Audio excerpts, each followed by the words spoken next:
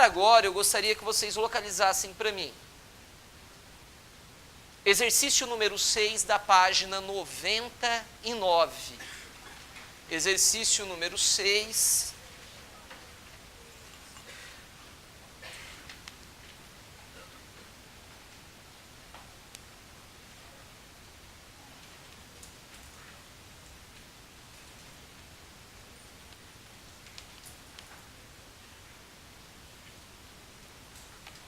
Correto?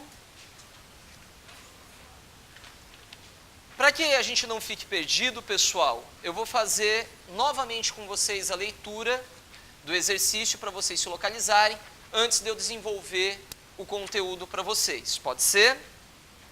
Então eu peço atenção de todos nesse momento. O exercício número 6 da página 99 diz o seguinte: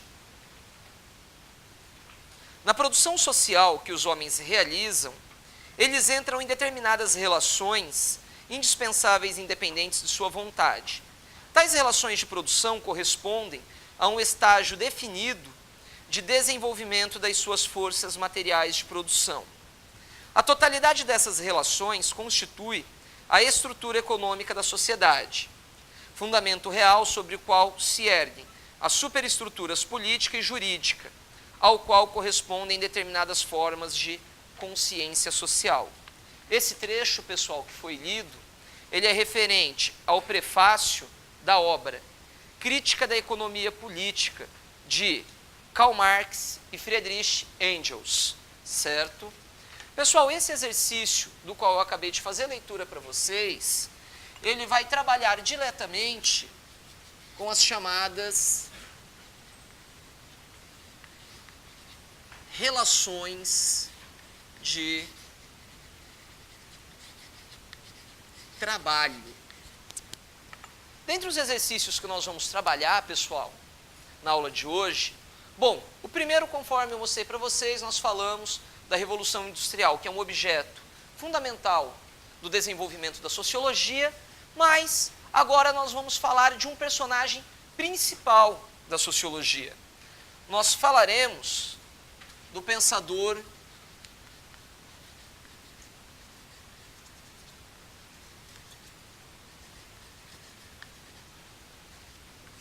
Karl Marx, 1818 a 1883.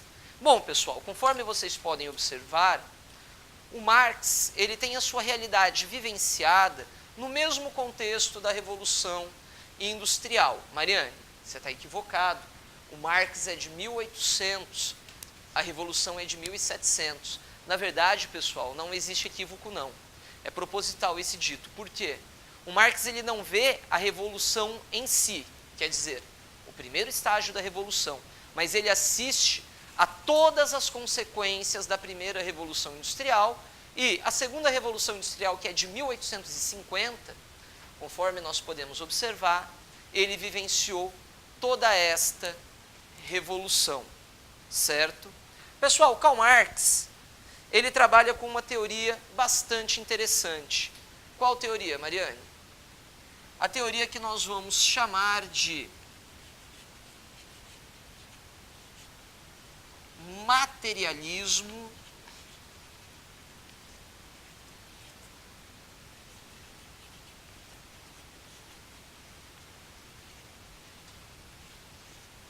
teoria da qual nós chamamos de materialismo histórico.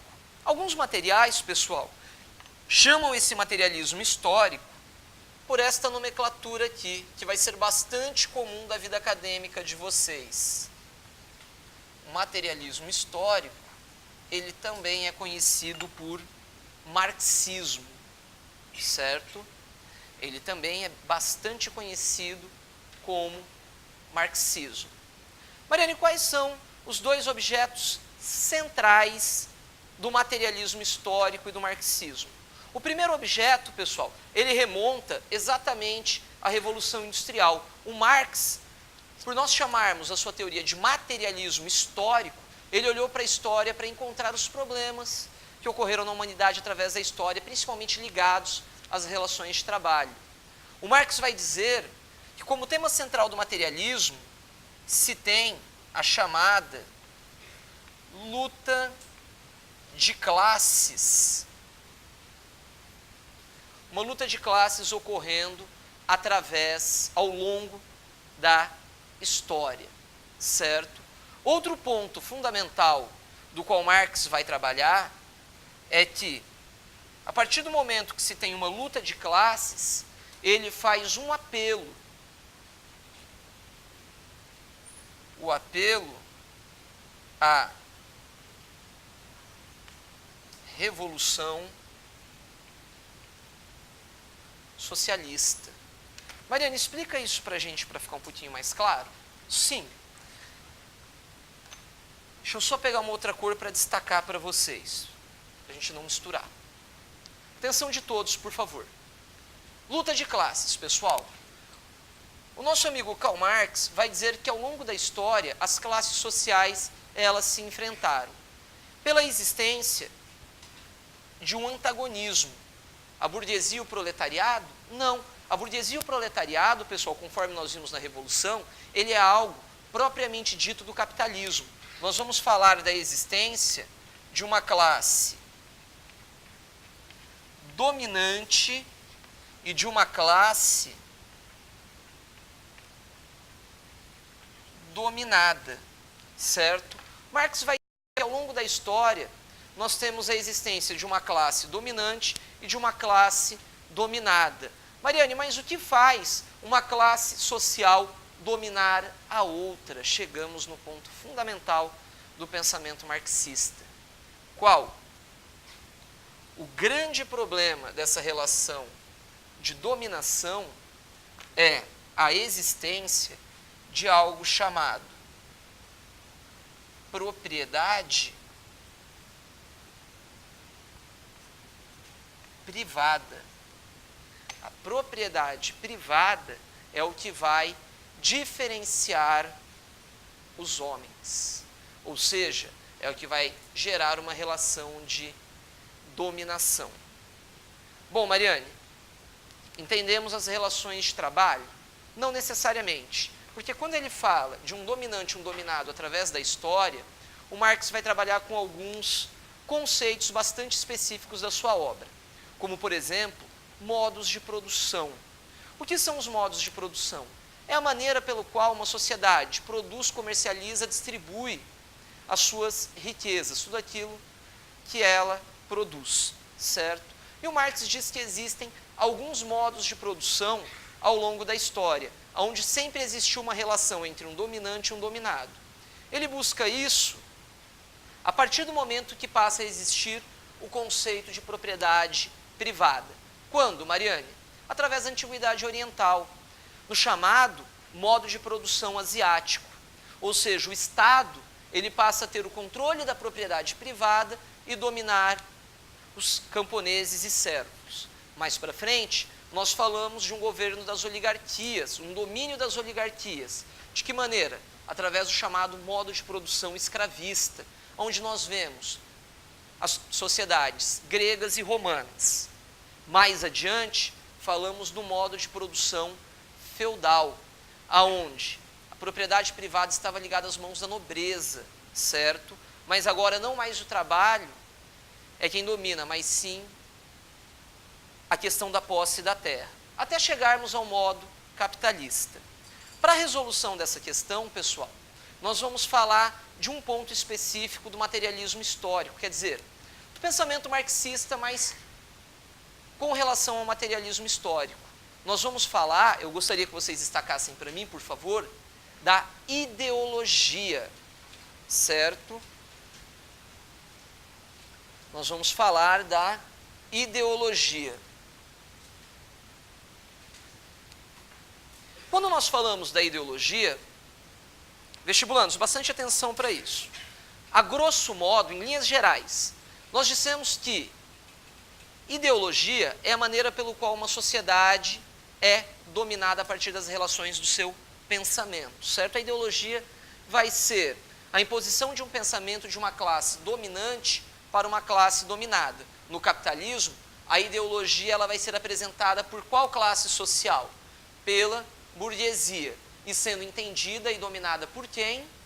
Pelo proletariado. Notem que essas duas questões, elas se interrelacionam, pessoal. Essa é a grande sacada do Enem. O Enem, ele traz uma prova bastante aproximada na nossa área de ciências humanas, onde nós podemos fazer essa correlação entre os exercícios. E claro, novamente, falando de história e de sociologia, até um pouco de geografia aqui. Quando o nosso amigo Marx trabalha com a questão da ideologia, ele vai propor que a ideologia tem 3 etapas, da qual eu gostaria que vocês destacassem para mim. Quando nós falamos da ideologia, nós vamos falar da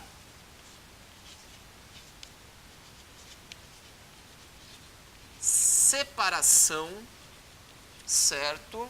Mariane, o que seria a separação? A separação, pessoal, ela vai dividir o mundo em infraestrutura e superestrutura, certo? O que é a infraestrutura? Pessoal, só não completei aqui estrutura, tá bom? Mas deixei mais fácil para vocês entenderem. Infraestrutura seria tudo aquilo que é de fato bem real, bem produzido pelo homem. Tudo aquilo que o homem produz para sobreviver. Todo objeto palpável. Então nós vamos falar da produção real, da produção material, com necessidade para a sobrevivência do homem. Correto? Essa é a infraestrutura. A superestrutura seria um conjunto de abstrações, ou seja, abstrato, aquilo que nós não vemos, que regulamentam a vida do homem. Por exemplo, podem destacar para mim os exemplos, por favor. Nós vamos falar de leis, nós vamos falar da ética, nós vamos falar do Estado, certo? Vou enumerar esses três conjuntos de abstrações da superestrutura. Por quê? Senhores, vocês enxergam a ética? Não, vocês não enxergam a ética, ela é uma relação abstrata. Mas vocês não dependem da ética na sobrevivência em sociedade, principalmente dentro das relações de trabalho de vocês? Com toda certeza. O Estado, vocês veem o Estado? Não. Vocês tocam no Estado? Não. Mas ele é um conjunto abstrato de regulação da vida humana. Necessária para a nossa sobrevivência? Totalmente. As leis, vocês veem as leis?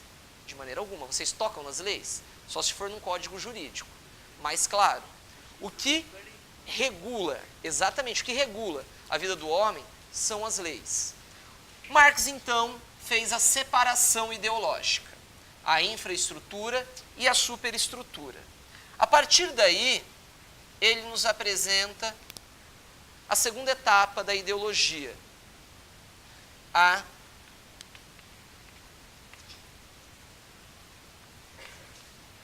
determinação, certo? Ele vai nos apresentar a determinação. O Marx, pessoal, ele diz o seguinte na sua ideia. Na determinação, ele volta para a separação. Ele não dividiu o mundo em infraestrutura e superestrutura? Sim ou não? Sim. Ele vai determinar o que sobrepõe um ao outro. Em linhas gerais, nós poderíamos dizer que as mentalidades humanas é que determinam as produções materiais humanas, correto? Em linhas gerais, sim. O Marx vai dizer que não. O Marx faz a determinação. Segundo Marx, destaquem para mim, por favor, da maneira como eu vou dizer. A infraestrutura é quem determina a superestrutura. Ou seja, as relações materiais de produção do homem é quem vão definir a mentalidade humana. Aquele conjunto de abstrações da superestrutura, ele é determinado pela infra, e não o contrário, conforme muitas vezes nós temos essa sensação. Desculpem. Isso segundo o pensamento, claro, de Karl Marx, certo? Então, segundo Marx, a infraestrutura determina a superestrutura, correto? E aí nós chegamos na terceira etapa da ideologia marxista. Falamos da separação, da determinação, e agora nós falamos da inversão, certo? Separação, determinação e inversão. Como vai funcionar essa inversão? A inversão, pessoal, é um pouquinho mais complicada. Por quê? A realidade da ideologia, ela é imposta da burguesia para o proletariado, concordam comigo? Da classe dominante para com a dominada. Porém, o proletariado, ele enxerga a ideologia proposta pela burguesia de uma maneira distorcida. Por quê? Porque o capitalismo distorce essa realidade. A inversão vai ser exatamente essa questão do pensamento marxista. O apelo à revolução socialista. A partir do momento que o proletariado se libertar das amarras capitalistas através da ideologia burguesa, ele vai passar a compreender a realidade de fato. Sendo assim, ele vai se libertar das amarras capitalistas. Ele propõe o apelo à revolução do proletariado. A revolução do proletariado levaria à revolução socialista, principalmente a inexistência da propriedade privada, que agora seria regulada pelo Estado e assim distribuído de forma igualitária, certo? Então seria a quebra dessa relação da propriedade privada, essa inversão do pensamento ideológico marxista. Bom, agora que nós entendemos alguns termos do nosso enunciado número 2, eu gostaria que vocês voltassem para mim, para o material. Vou refazer a leitura para a gente fazer essa resolução. Na produção social que os homens realizam, eles entram em determinadas relações indispensáveis e independentes de sua vontade. Tais relações de produção correspondem a um estágio definido de desenvolvimento das suas forças materiais de produção. A totalidade dessas relações constitui a estrutura econômica da sociedade, fundamento real sobre o qual se erguem as superestruturas, política e jurídica, ao qual correspondem determinadas formas da consciência social. Dando continuidade.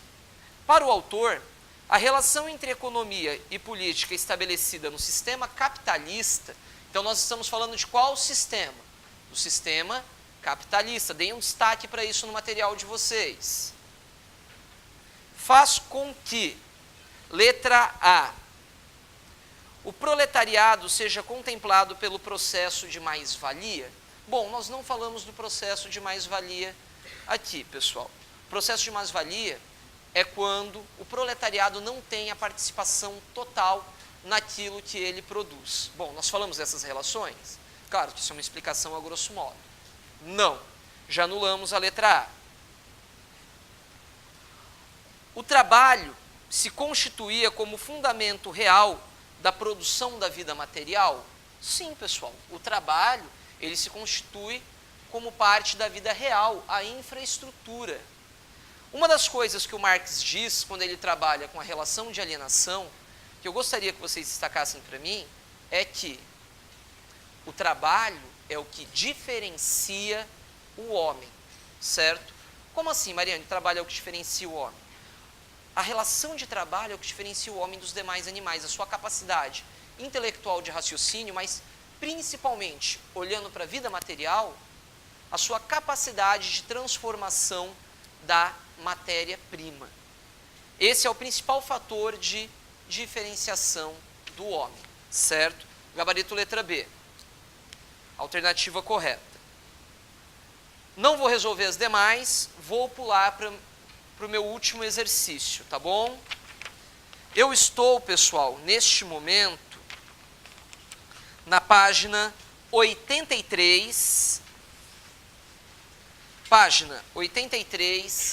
exercício número 4, certo?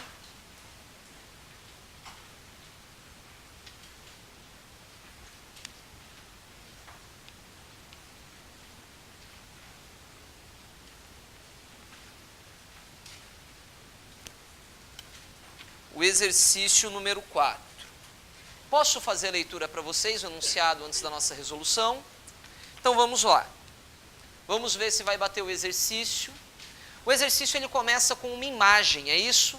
Uma imagem provavelmente do movimento hippie, porque está escrito não há guerra, amor não há guerra, se não me falha a memória. Eu não tenho a imagem em mãos, mas deve estar assim, love not war. Amor, não guerra, que é principalmente o lema, pessoal, do grupo dos hippies. Quando nós falamos dessa questão, pessoal, eu gostaria de remontar com vocês a parte cultural da sociologia, ou aquilo que nós chamamos de contracultura. A contracultura, pessoal, ela é uma relação fantástica de inter-relação entre história e sociologia. Por quê? Pela integração. Nós estamos falando de uma realidade social. Para você que vai fazer o Enem, pessoal, para vocês conhecerem um pouquinho mais desse tema, existe um livro chamado A Era dos Extremos, de Eric Hobsbawm. Um livro de história, mas que faz uma inter-relação com essas questões de contracultura. Bom, falamos de contracultura. O que seria contracultura, pessoal? Nós vamos entender o movimento de contracultura como uma realidade cultural de contrariedade a um sistema cultural vigente. Qual era o sistema cultural vigente nos anos de 1960? Claro que a nossa realidade é uma realidade de uma sociedade ocidental, certo? Bom, o movimento vigente, pessoal, era o capitalismo, certo? Então, a contracultura, ela é um movimento de contrariedade à ideologia cultural capitalista. Ela ia, não de encontro ao capitalismo, mas ela ia numa relação de choque, de contrariedade ao capitalismo. Quando nós falamos dessa relação de contrariedade, pessoal, nós estamos falando basicamente do chamado movimento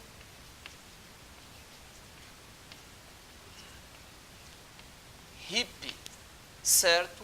O movimento hippie, pessoal, enquanto contracultura, ele surgiu em meados da década de 1960 nos Estados Unidos da América. Para ser mais específico, na região da Califórnia, onde eles fizeram um completo abuso, isso é importante, não no sentido pejorativo, onde eles fizeram um completo abuso, principalmente das relações de cores, que mais tarde a gente vai atribuir ao movimento da psicodelia.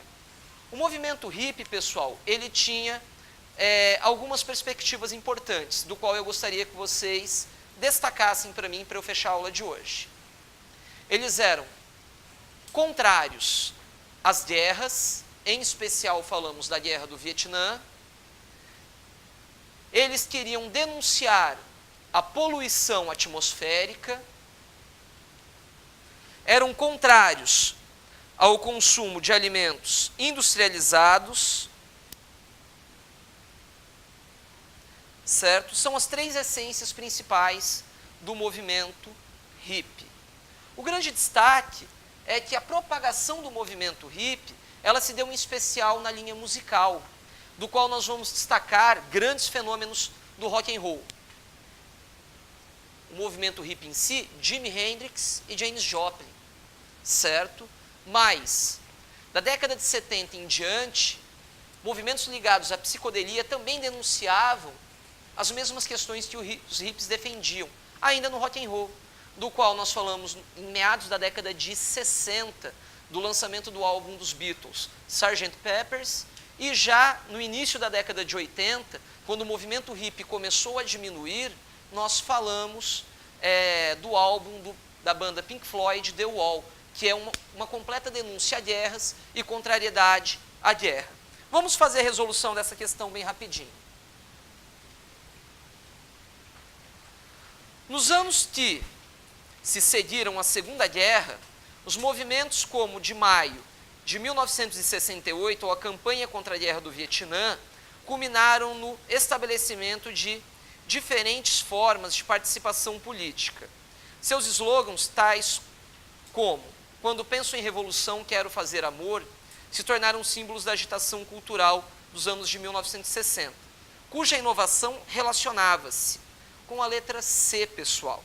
A unificação das noções de libertação social e libertação individual, favorecendo um significado político ao uso do corpo, certo? Fechamos aqui, então, a nossa aula, pessoal. Muito obrigado pela atenção de vocês e até o nosso próximo encontro.